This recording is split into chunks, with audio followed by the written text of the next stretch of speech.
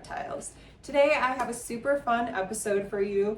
We are actually going to be going to a reptile rescue. So another side of the work that I do with reptiles is I'm on the board for a local reptile rescue, and today I have this amazing giant donation from my friends at Zilla, full of supplies and UVB lights to bring to the rescue.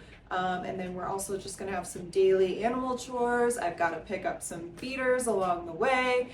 So it should be really fun, and you'll get to have a little glimpse into the daily operations of a reptile rescue. So let's get going.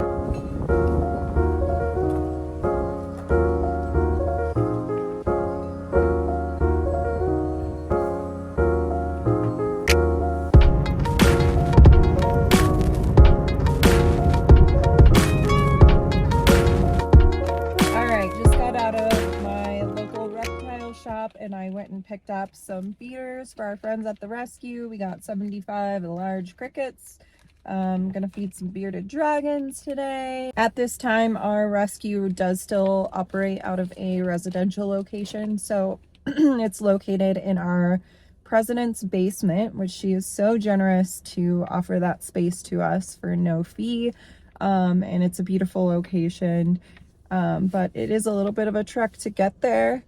And there is a bridge that we have to cross to get onto her property, which apparently has collapsed. So today should be interesting. I guess there's a path that we can park by to walk over to get to her place, but we got to get these critters some food. So let's hit the road, guys, and we are going to make this happen. All right, guys, we successfully made it across the bridge, and this is where our rescue is located. So come on in, and I will start by introducing you guys to some of our current residents. So this is our adorable little rescue. Today we are actually closed to the public, so we don't have any surrenders or adoptions going on. And this is our beloved mascot, Marmalade. He has been here for 2 years now and has become everybody's favorite. Over here we have a spicy boa, and we have another snake and a little tiny house gecko. We've got an African fat-tailed gecko, some empty enclosures ready to take in new animals. This is Smog. She was a recently surrendered bearded dragon who has a pretty severe eye infection and mass on her body, but is being carefully overlooked by our veterinarians right now. These are our daily feeding charts and our exam table. And then in this other room, we have some more critters. And here we have Cookie, the bearded dragon, who we'll be feeding later on. Hey, Cookie. And below Cookie, we have Juniper, who is just the derpiest, cutest bearded dragon.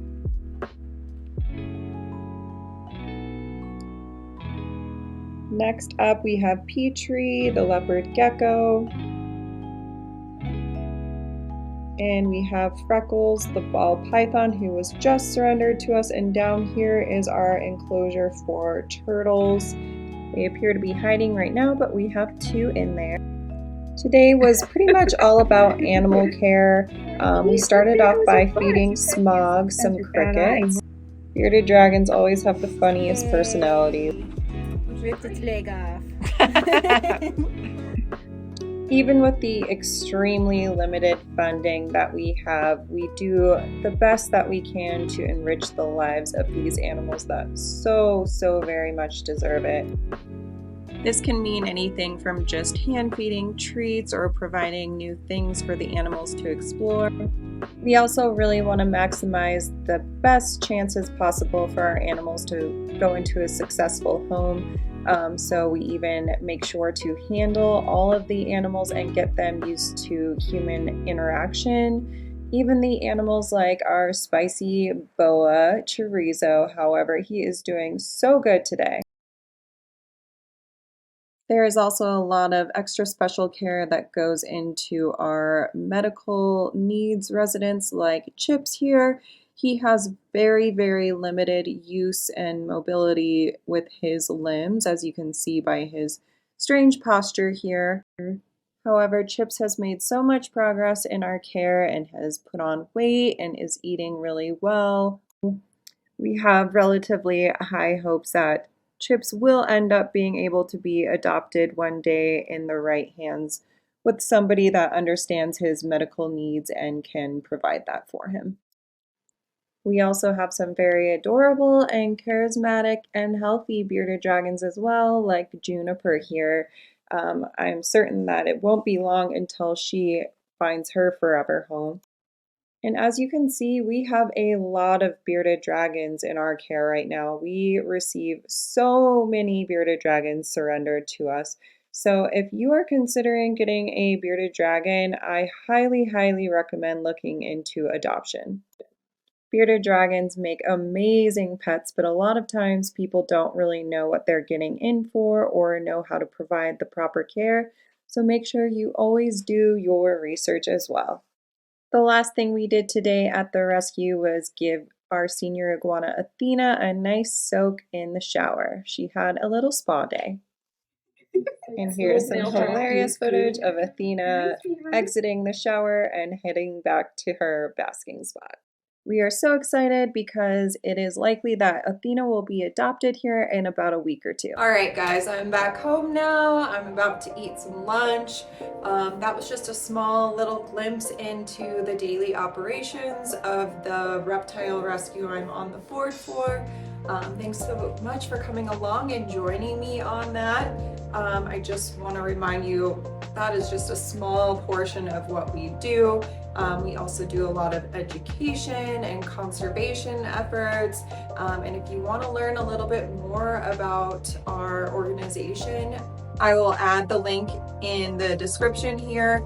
I am just so proud of all the stuff that goes on there, and it just feels amazing to help so many animals in need, especially reptiles who are often seen as slightly lesser than that of like a cat or a dog.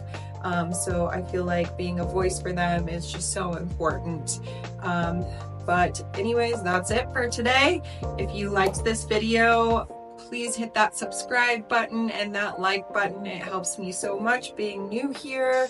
And if there's some other stuff that you'd like to see, leave that in the comments. Have a great day.